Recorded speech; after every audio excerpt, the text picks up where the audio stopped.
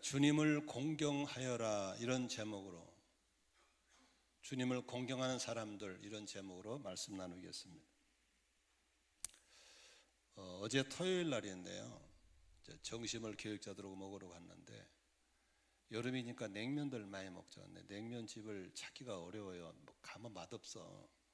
근데 우리 권사님 한 분이 상권 받아가 어디 가면 맛있게 하는 냉면이 있다고 그래서 거기를 갔어요. 갔는데 가면서 우리 교육자님들이 맛없으면 아빠가 책임주세요. 그리고 다음부터는 우리가 가는 데 가야 됩니다. 좋다, 한번 가보자. 갔는데 냉면을 시켜놓고 이제 기다리고 있는데 밖에 식당 앞에 아주 늙은 할머니 한 분을 젊은 남녀가 이렇게 부추기고 들어오셨어요. 걸음을 잘 못 걸는 비틀비틀 거리는 그런 할머니 한 분을 모시고 오셔서 이렇게 대접해보니까 아들 며느리인지 딸 사이인지는 모르겠어요. 아무튼 그런 자식인 건 사실이에요. 그러면서 어머니 뭘 드실래요 하면서 시켜드리면서 냉면을 어머니가 좋아하시니까 맛집이라고 오신 것 같아요. 그 모습이 참 요새 현대인들이 이렇게 노인들을 극진에 섬기는 것이 보기 힘든 시대에 저렇게 노인을 공경하는 거 보니까 참 보기가 좋았습니다. 근데 그걸 보는 순간에 저게 떠오르는 한 사람이 있었습니다. 제가 월피동서 목회할 때 정옥란이라는 할머니가 생각이 났습니다. 그 당시 월피동은 대개 집들이 다가구 주택이지 동네 가운데 잘 지어진 잔디밭이 있는 전원주택이 없을 때였습니다. 근데 유독에 잔디밭이 잘 깔려져 있는 잘 지어진 2층 양옥에 사는 할머니였습니다. 저는 이제 그 할머니 집을 방문해서 깜짝 놀란 게 있습니다. 80대 중반이 넘으신 할머니였는데 그렇게 나이가 드신 분을 모신 집에 가보면 대체적으로 아들 며느리는 이제 50대 중반이더라고요. 그런데 아들 며느리가 햇빛 잘 들어오고 잔디밭 보이는 안방에 살고 저 뒤에 자그마한 방에 어머니를 모시는 게 대부분인데 그 집은 그렇지 않았습니다. 햇빛 잘 들고 잔디밭이 보시는 크고 넓고 좋은 안방을 어머니를 모시고 자기들은 뒤에 조그만 방에 살고 있더라고요.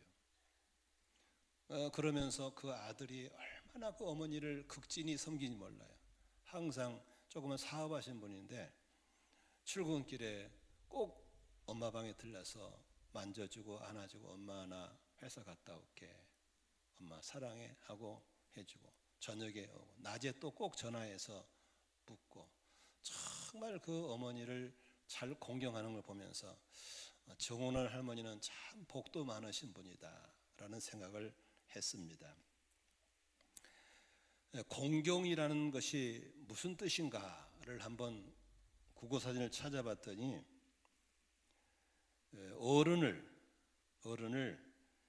몸가짐을 조심스럽게 하여서 받들어 모신다는 것이 공경이었습니다. 오늘 본문은 솔로몬이 아들들에게 신앙 교육을 시키면서 여호와 하나님 주님을 공경하여라라고 교훈하고 있습니다. 하나님은 우리에게 모세를 통해서 10가지 계명을 주셨습니다. 사탄은 우리에게 계명 그러면 아주 부정적인 의미를 씁니다. 귀찮게 하려고, 우리를 불편하게 만들려고 줬다고 생각합니다. 그건 사단이가 심어놓은 잘못된 교훈입니다. 계명이라고 하는 것은 가장 사람이 필요한 기본, 행복을 위한 기본, 복을 받기 위한 기본이 담긴 것이 계명입니다. 그 10가지 계명을 예수님께서는 이렇게 해석하셨습니다. 1계명부터 4계명까지는 하나님을 사랑함으로 지켜야 할 계명, 5부터 10까지는 사람을, 이웃을 사랑하기 위해서 세워진 계명이라고 해서 우리 주님은 이웃사랑, 하나님 사랑, 이웃사랑이라고 정의를 했습니다. 그러면 하나님 사랑의 첫 번째 계명이 뭡니까? 하나님을 공경하는 겁니다. 5계명부터 10계명까지 사람을, 이웃을 사랑하는 첫 번째 계명이 내 부모를 공경하는 겁니다. 이 땅에서 하나님이 공경해야 할 대상을 둘을 정해줬습니다. 하나님을 공경하고 부모님을 공경하라고 하는 것입니다. 그러나 이러한 우리가 행복하고 바르게 살게 세워진 계명들은 어느 날 사탄이 와서 싹 다 도둑질하고 지금은 공경이라는 단어를 찾아보기가 힘든 시대가 되었습니다. 어느 집이든지 부모님 잘 모시는 가정 찾기 어렵습니다. 교회에서도 하나님을 공경하는 신앙인을 찾기가 그렇게 많지 않습니다. 교회는 종교인들로 타락해 버렸고 시대의 흐름을 따라서 가정은 이제 핵가족 시대가 되어서 노인들은 이제 늙어서 자녀들에게 공경받는 노년이 아니라 이제 요양원으로 또 노인병원으로 가서 조용히 쓸쓸히 죽어야 되는 것이 바로 지금 시대가 되어버렸습니다. 저는 오늘 칼럼을 쓰면서 기독교인들은 영어로 프로테스탄트라고 그러는데 프로테스탄트라는 말은 저항하는 사람들입니다. 유럽 권력자들이 비진리를 가지고 사람들을 괴롭힐 때 그건 아니라고 저항하는 것. 천주교 교황이 잘못된 교권을 갖고 있을 때 루터를 비롯해 수많은 사람들이 그건 아닙니다라고 저항하는 사람들을 부를 때 프로테스탄트라 했습니다. 다시 말하면 기독교인들은 성경대로가 아니면 저항할 줄 아는 힘을 가진 것이 기본 기독교인들인데 오늘날 성경대로가 아니라도 시대의 흐름이라는 이유로 따라가고 흘러내려가고 있는 어쩌면 살아있는 것 같지만 죽은 물고기처럼 떠내려가는 걸 보면서 너무 안타까웠습니다. 우리는 이 시대에 비진리는 비진리입니다. 진리만이 변하지 않을 줄로 믿습니다. 그러므로 나를 세우고 나의 신앙을 세우는 것은 시대의 흐름이 아니라 진리인 걸 믿으시길 바랍니다. 그러므로 저는 진리를 전하는 설교자로서 누구의 비유를 맞추고 누구의 눈치를 볼 수 있는 것이 아니라 저는 저항하는 사람들을 찾아내야 되고 저항하는 사람들에게 힘을 실어줘야 되기 때문에 오늘도 듣기에 좀 불편하신 분이 계시겠지만 들으셔야 됩니다. 그래야 살게 될 줄로 믿습니다.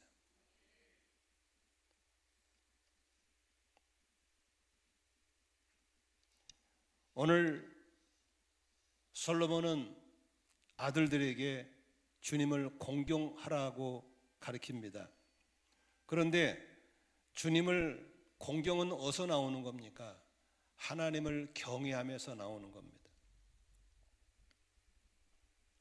잠언서 1장 7절에서는 하나님을 경외하는 것이 지식의 근본이라고 그랬고 9장 10절에서는 주님을 경외하는 것이 지혜의 근본이라고 그랬고 잠언 14장 26절은 주님을 경외하면 강한 믿음이 생기고 그 자식들에게도 피난처가 생긴다고 했습니다. 전도서에서 솔로몬은 인생 회고록을 쓰면서 마지막 결론에 딱 한 문장 씁니다. 내가 이것저것 다 해봤다. 이 말 저 말 다 해봤다. 그러나 사람이 하나님을 경외하는 것이 사람의 본분이다 그랬습니다. 사람답게 사는 비결이 하나님을 경외하는 것입니다. 교회에 나오실 때 여러분 복 받으러 나오시죠. 나는 여러분들이 다 복 받기를 원하고 있습니다. 하나님이 약속한 복을 받기를 축복합니다. 근데 하나님은 그냥 복 주시지 않습니다. 얘가 복 받을 만한 그릇이 되는가를 테스트합니다. 테스트. 창세기 22장 보면은 하나님이 아브람을 부르셔서 복을 약속합니다. 복의 통로가 되게 할 것이고 모든 열방의 아비가 되게 할 거라고 약속하셨고, 동서남북에 네가 밟는 땅을 다 준다고 약속했습니다. 그러나 그 복을 덜렁 주시지 않았습니다. 이 구절을 알아야 됩니다. 하나님이 아브라함을 시험하사입니다. 하나님이 아브라함을 시험하, 그 시험은 테스트입니다. 내가 너에게 이러이러한 약속을 jes어. 그런데 너 받고 싶지? 그러나 받을 만한 그릇이 되는가를 테스트하는 겁니다. 그게 바로 모리아산에 이삭을 바치는 겁니다. 100살 때 난 아들이니까 얼마나 귀하겠어요. 그렇죠? 얼마나 귀하겠어요. 제 아내나 저는 어떻게 자식복이 없어서, 우리 아내는 70이 넘어도 아직까지 손주를 보느라 보고 남의 손주 보고 그렇게 이뻐합니다. 한 달 있으면 나오는데 저도 궁금합니다. 누구 닮았는지, 피부가 어떤지.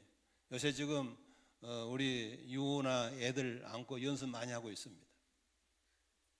그런데 옛날에 우리 성도 중에서 51대 아기를 낳은 분이에요. 천호천 집사라고 51대 아기를 낳았어요. 셋째를 낳았어요. 50대 낳는데도 너무 이뻐가지고 출근을 못 하더라고. 이 사람이 공단에 자영업 하는데 맨날 와 집에 갔다가 와 집에. 근데 100살 때 낳은 아들이니까 얼마나 이뻤겠어요. 상상을 해보세요. 금이야 오기야 했을 거예요. 그런데 그 이삭이 13살 먹었을 때 하나님이 찾아오셔서 소위 테스트하는 겁니다. 너 이삭 나한테 바쳐. 내가 좋아하는 번제단에 제물로 바쳐. 여러분, 그렇게 어마무시한 문제, 한 문제밖에 안 나기 때문에 맞으면 100점, 틀리면 0점이에요. 두 문제라면 50점은 나오겠지만 끝나는 겁니다. 한 문제. 그런데 성경에 보니까 아브라함은 주체하지 않고 머뭇거리지 않고 그 시험을 향해서 갑니다. 이제 제단에 나무를 쌓고 아이를 올리고 칼로 목을 쳐서 제물로 드리는 순간에 하나님이 하신 말씀이 있습니다. 저는 그 말씀이 너무 우리가 함께 새겨야 할 말씀입니다. 창세기 22장 12절에 천사가 말했습니다. 그 아이에게 손대지 마라. 그에게 아무것도 하지 마라. 네가 네 아들, 네 외아들까지도 내게 아끼지 않았으니 이제 내가, 그 다음 읽어보세요. 이제 네가 하나님을 경외하는 것을 내가 알았다. 하나님이 테스트하는 것은 이삭을 요구하는 게 아닙니다. 네가 하나님을 경외하는가를 보는 겁니다. 이 경외함이라고 하는 것은 두 가지 의미가 있습니다. 하나님을 두려워하는 겁니다. 하나님을 두려워할 줄 알아야 됩니다. 하룻강아지 범 무서운지 모른다고 섣불리 돌팔이로 믿는 사람들이 하나님을 두려워하지 않습니다. 하나님 두려워할 줄 아는 사람. 그 다음에 이 경외함 속에는 뭐가 들어있습니까? 세상에 어떤 누구보다도 하나님을 가장 사랑한다는 마음이 담긴 게 경외함입니다. 이 하나님을 향한 경외함이 없는 가운데 지식이 많은들, 지혜가 많은들, 돈이 많은들, 권력이 많은들 다 뻥인 겁니다. 아닌 겁니다. 근본이 안 된 겁니다. 그러나 그 하나님을 경외함 위에 지식도 지혜도 다 쌓으면 하나님이 쓰실 줄로 믿으시기를 바랍니다. 우리 교우들이 하나님을 경외하는 신앙 되시기를 주의 이름으로 축원합니다.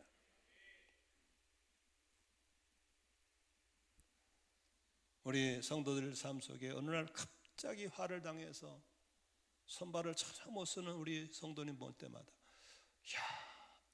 한순간이구나. 어느 날 또 역전돼 가지고 뜰 때 보면 또 한순간이구나. 인간의 흥망성쇠가 하나님의 손에 있구나. 우리가 멋모르고 까불 뿐이지.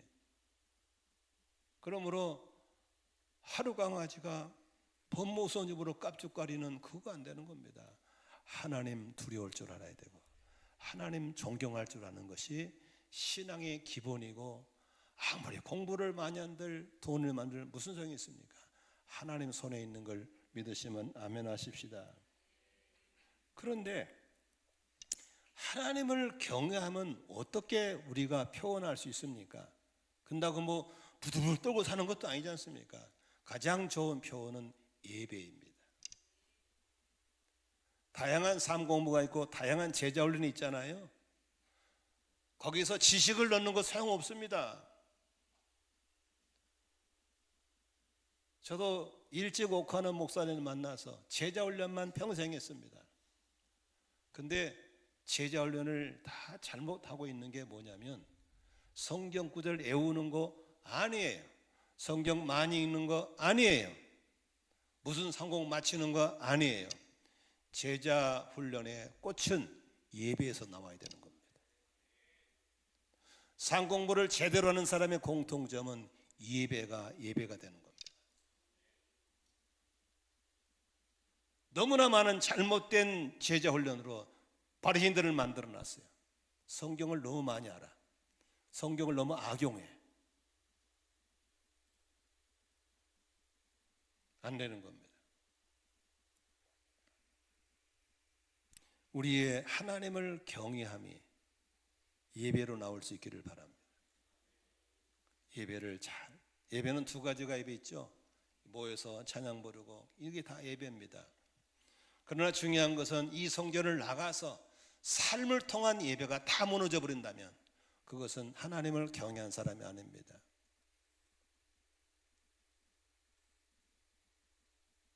전국에서 가장 카메라가 많은 나라가 우리 안산입니다. CCTV 제일 많습니다. 다 걸립니다. CCTV 카메라보다 더 무서운 것이 하나님의 카메라인 걸 믿으시기 바랍니다. 아멘이시죠? 이 CCTV는 음성은 안 들어갑니다. 그런데 하나님의 카메라는 음성도 들어갑니다. 하나님 앞에 살아가는 삶, 이게 바로 하나님을 경외하는 삶인 걸 믿으시기를 바랍니다. 이런 면에서 한국교회는 회개할 게 너무나 많습니다. 특히 교권주의자들, 힘 있는 사람들, 교회 목소리 큰 사람들 아닙니다. 조용히 하나님을 경외하는 아름다운 사람들이 얼마나 많은지 모릅니다. 우리 모두 하나님을 경외하는 예배자가 되시기를 주의 이름으로 축원합니다. 예배 시간 지각하지 마세요. 누구 보고 오는 겁니까? 예배 시간 밑에서 스마트폰 하지 마세요. 누구 찍은 사람 없어요. 하나님이 다 보고 계십니다. 이 성전에 들어온 순간부터 예배가 시작됐고, 아멘이시죠? 우리는 언제나 하나님 앞에서 예배자로 살아가시기를 주의 이름으로 축원합니다. 두 번째로 이 하나님을 공경하는 방법이 하나가 있는 게 뭐냐면은 바로 솔로몬이 가르친 방법입니다. 첫 열매로 여호와를 공경하라입니다. 우리 한번 9절 읽어볼까요? 본문 시작.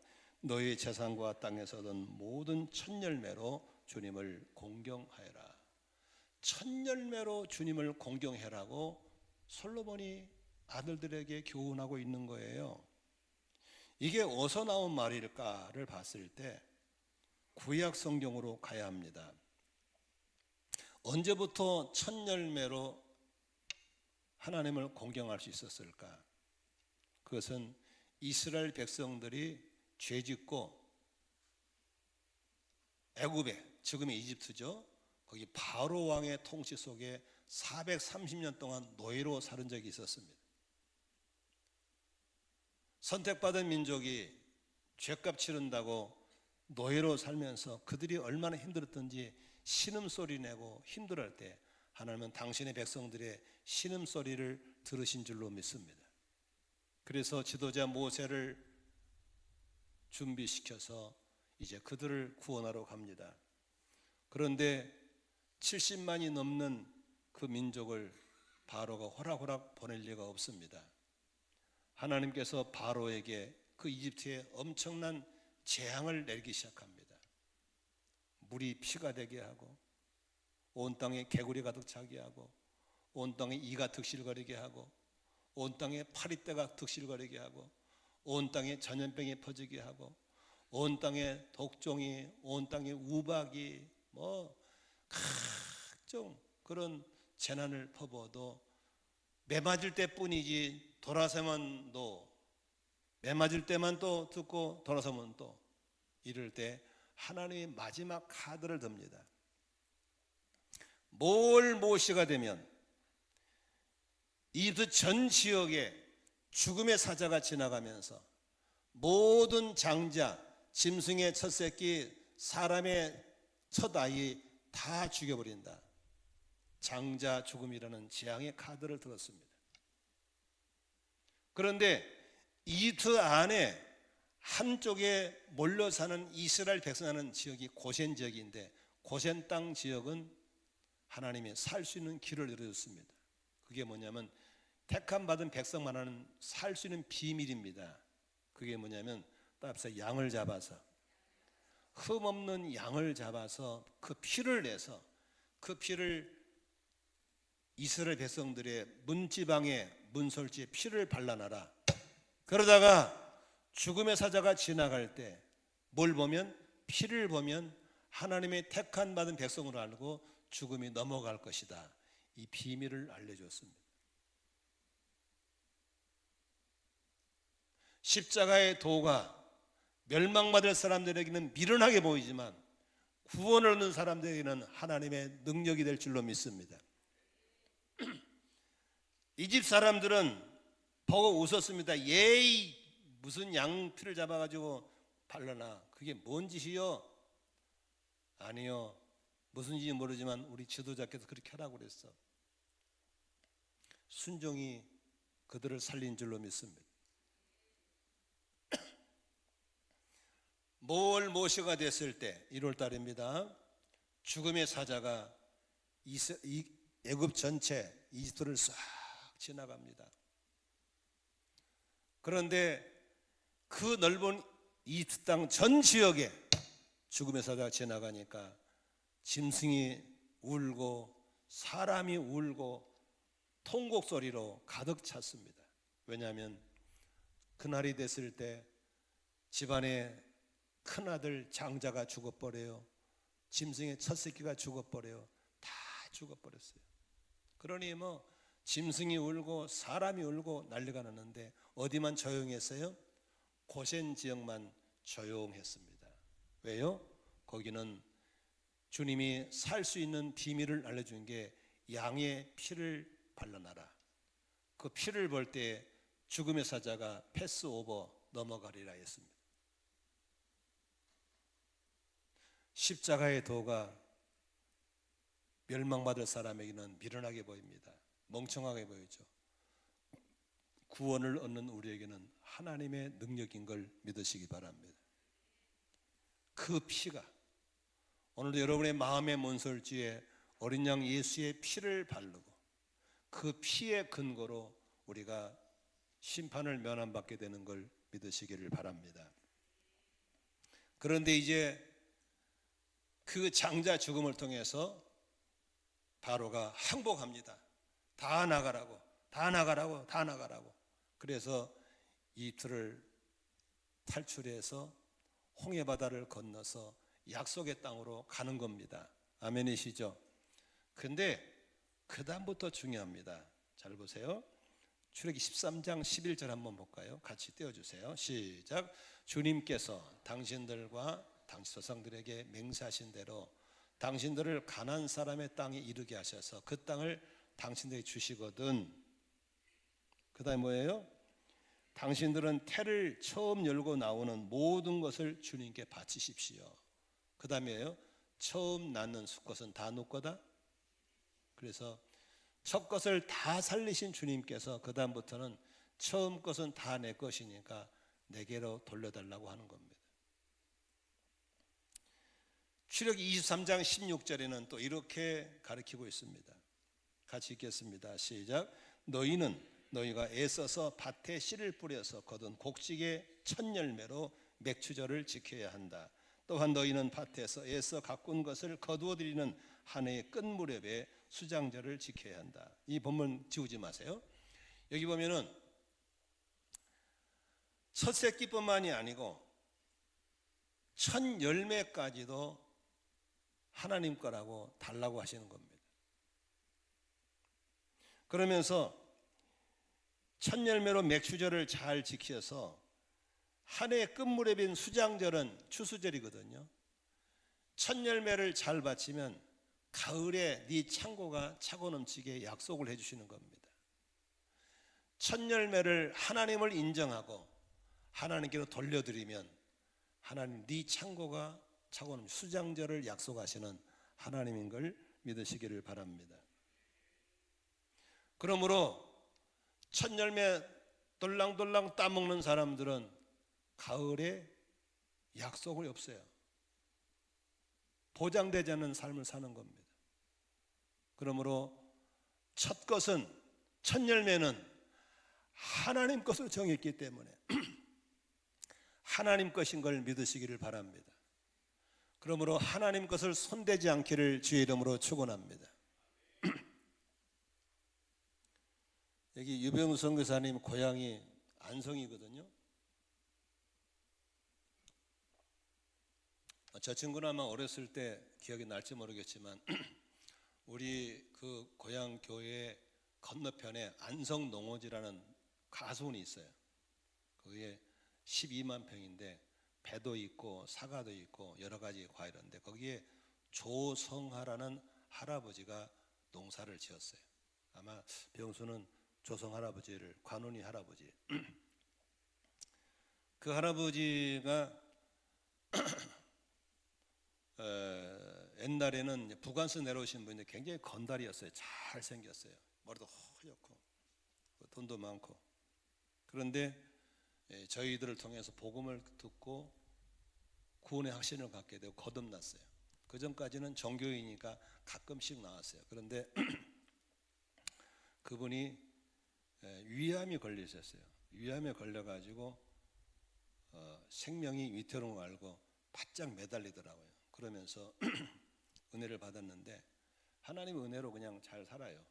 몸이 안 좋지만 이분이 하나님의 주권을 딱 인정하면서부터 첫 열매를 들기 시작하는데 여러분 12만 평이면 얼마나 가소원이 큽니까? 그러죠.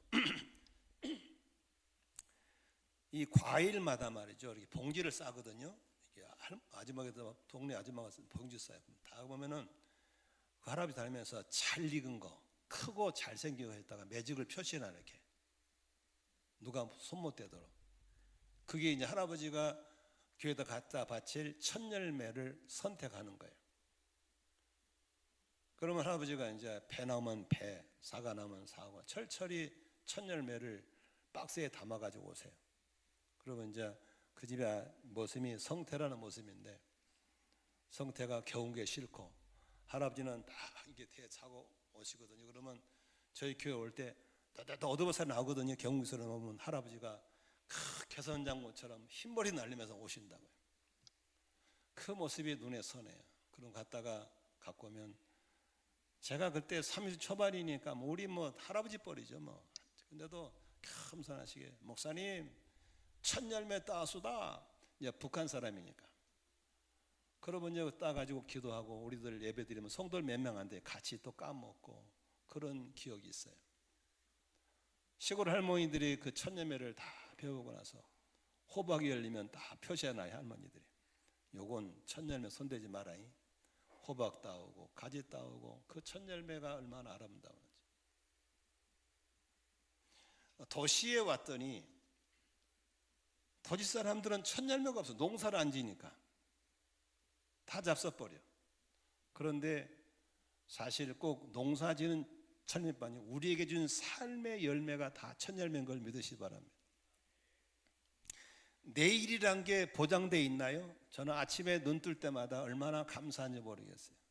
하루의 첫 시간을 어떻게 보냅니까? 어느 날 후배 선교사님이 묵상을 나눌 때 큐티하고 저한테 그 나눔이 저게 울렸어요.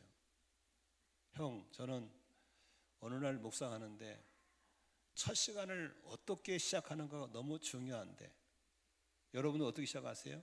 어떤 사람들은 TV 바로 켠 사람, 신문을 잡는 사람, 스마트폰은 다 다르겠지만 저는 그 친구한테 받은 게 뭐냐면 첫 시간에 발바닥이 땅에 닿기 전에 무릎을 먼저 드리는 것이 자기의 큐티의 적용이라는 거. 저는 그것이 곧 저의 적용이었어요. 저는 아침에 일어나면 제일 먼저 발바닥이 땅에 닿기 전에 무릎을 꿇어서 한마디 합니다. 주님, 오늘도 주님이 저의 왕이십니다. 제가 순종으로 잘 섬기겠습니다. 그런 짤막한 기도하고 오늘에 있을 일들 리서치하고 기도하고 하루를 시작하거든요. 여러분, 한 첫 시간을 좀 그렇게 주 앞에 드리면 좋겠어요. 찬송을 부르든지 잠시 기도하든지. 한 주의 첫 열매 주일이겠죠. 예배에 딱 드리고 한 주간 시작하면 얼마나 좋겠어요.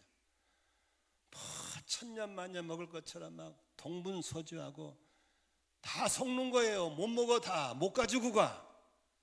하나님 잘 섬겨서 질서 있게 한 주간을 시작하시기를 축복합니다. 아멘이시죠? 성경에 보면 한 달의 첫날 월삭 초하루란 말이 35회가 나오더라고요. 그냥 이달 저달 막 넘기지 말고 오늘이 7월 1일이구나. 7월이 시작되는 날이구나. 오늘 8월이 시작되는 날이구나.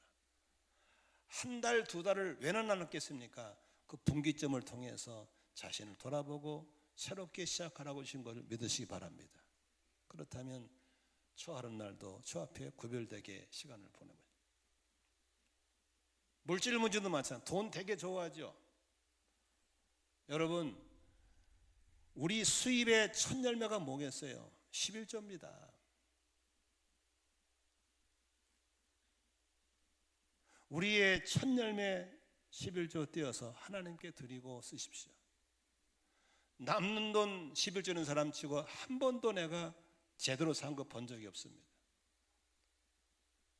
모자라건 남건 간에 먼저 하나님 것 띄워놓고 시작하시기를 바랍니다. 그러면 그때부터 하나님의 기적이 시작될 줄로 믿습니다. 제가 농촌 목회 갔을 때 제가 담임으로 받는 첫 번째 사례비가 8만 원이었어요. 8만 원. 아무리 머리를 굴려도 8만 원으로 열흘을 못 살겠더라고요. 애 키우면서 살 수가 없어요. 근데 워낙 조그만 교회고 교육이 안 된 교회라서 그것도 지폐로 준 게 아니고 재정집사라는 사람이 가면서 목사님 그 서랍에 돈이 있어요. 갖다 쓰세요. 한 8만 원쯤 될 거요. 가보면 100원짜리 동전을 갖다가 100개씩 8가지 묶고 가더라고. 에이 새끼들아, 욕이 나오려고 하더라고. 욕하면 안 되죠. 아무 말도 안 하고 그거 받아 쓰는데 쓸 수가 없어요. 그러면 이제 갈 때 한 50개씩 양쪽에 담아가면 철렁철렁, 걸어가면 철렁철렁 이리 살았어요. 근데 정말 신비한 기적이 일어나요. 하나님이 열흘 지나고 나면 나머지 20일은 하나님이 까마귀가 보내주시고 먹을 걸 보내주시고 옷을 보내주시고. 문제는 그 당시에 의료보험이 안 됐어요. 40년 전에.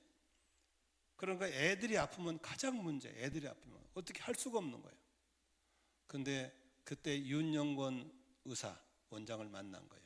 그분이 목사님 언제든지 애기 아프면 오십시오. 100% 무료, 약도 무료, 진료도 무료, 짜장면까지 사죠. 하나님이 그렇게 기적까지. 근데 그때 보면 지금까지도 저의 삶 속에는 기적의 연속이었어요. 저랑 이 교회를 30 넘게 다니시는 장로님 계시지만 저는 한 번도 사례비 때문에 교인들하고 신경 쓴 적 없어요. 주신 대로 감사하게 받았어요. 교회가 많이 채워지면 까마귀가 적게 오고, 교회가 좀 어려워서 적게 채워지면 까마귀가 자주 날아오고, 그것이 저의 삶이었어요. 믿으시면 아멘 하십시다. 하나님이 역사하셨어요. 애들 잘 키워주셨고, 저희 부부 건강 주셨고, 그리고 가족구원 이루어 주셨고, 아무것도 없는 저에게 이런 공동체에 맡기셔서 이렇게 은혜롭게 목회할 수 있게 하신 것은 첫 열매로 하나님을 공경하는 것 때문에 주신 복인 걸 저는 믿습니다. 이렇게 첫 열매로 하나님을 공경할 때 주신 약속이 있습니다. 10절 같이 보겠습니다. 시작. 그러면 너의 창고가 가득 차고 너의 포도주 통에 해포도주가 넘칠 것이다. 두 가지 약속입니다. 네 창고가 가득 차고, 네 창고가 가득 차고. 다윗은 시편에서 이렇게 말해요. 부족함이 없나이다. 내 잔이 넘치나이다. 그러면 실제적으로 다윗이 그 당시에 상황이 좋은 게 아니면 가장 안 좋을 때 쓴 게 그 시거든요. 근데 어떻게 그런 고백할 수 있습니까? 잘 보세요. 많이 가졌다고 만족한 게 아니에요. 적게 가졌다 부족한 게 아니에요. 하나님과의 관계에서 만족함을 누리게 해주시는 겁니다. 아멘이시죠? 지하실 살면서 된장국 끓여 먹어도 만족한 사람이 있고, 궁궐 속에 싸놓고 살면서도 항상 모자라가지고 남의 거 뜯어먹고 돌라먹는 사람이 있는가 하면 다른 거예요. 예수님이 오신 것은 양으로 생명을 얻게 하고 풍성을 준다 그러거든요. 풍성은 오성이 양적인 게 아니에요. 관계에서 오는 걸 믿으시 바랍니다. 하나님 공경 잘하면 하나님 우리에게 이렇게 어떤 상황에도 만족할 수 있는 감사가 넘치는 삶으로 축복한 걸 믿으시기를 바랍니다. 나는 우리 교우들이 그렇게 눈에 보이는 가시적인 것으로 만족이 아니라 하나님과의 관계, 이웃과의 관계, 부부관계, 가족과 자녀 관계에서 정말 그렇게 좀 만족한 삶을 살 수 있기를 축복합니다. 이게 행복인 줄로 믿습니다. 두 번째 약속이 뭡니까? 포도주 통에 해포도주가 넘칠 것이다. 이건 새로운 은혜입니다. 새로운 것. 제가 어젠가 그제 우리 목자 단톡방에 미국의 갓 탤런트에서 나온 그 우수자 노래 한 곡 올려드렸죠. 그 자매는 캘리포니아에서 온 자매인데 30살 묵은 자매인데 처녀인데 몸에 폐암부터 시작 전이 돼가지고 이제 암이 뭐 4가지인가 되더라고요. 됐는데 의사들이 살아날 확률이 2%래요. 98%는 죽었어. 근데 그 2% 때문에 너무 기대가 되는 거야. 희망이 2% 있으니까. 그래서 지은 노래가 It's okay, 괜찮아. 그 노래 부르고 그 청중과 심사에 다 기립박수 치는 거예요. 당신의 그 대단함. 많은 분들이 98%를 쌓아놓고도 2% 모자라다고 맨날 징징거리고 불평하는 사람도 있고, 98%는 불가능한데 2% 놓고도 가능한 사람이 있고, 이게 어디서 차이가 나는 겁니까? 하나님은 당신을 공경하는 자에 이렇게 항상 새 희망을 주시는 걸 믿으시 바랍니다. 새로운 걸 기대하는 거예요. 저는 아침에 딱 일어나면 오늘도 뜻밖의 좋은 일이 있을 걸 믿는 믿음이 확 오는 거예요. 그냥 물밀듯이 밀려오는 거예요. 토요일 날 잠을 자려면 지하수 같이 올라온 것처럼 기쁨이 있어요. 하나님 내일도 우리 성도를 만나면 어떤 감격스러운 일이 있을까? 그런 기대감이 확 밀려오는 거예요. 이것은 돈으로 사는 게 아닙니다.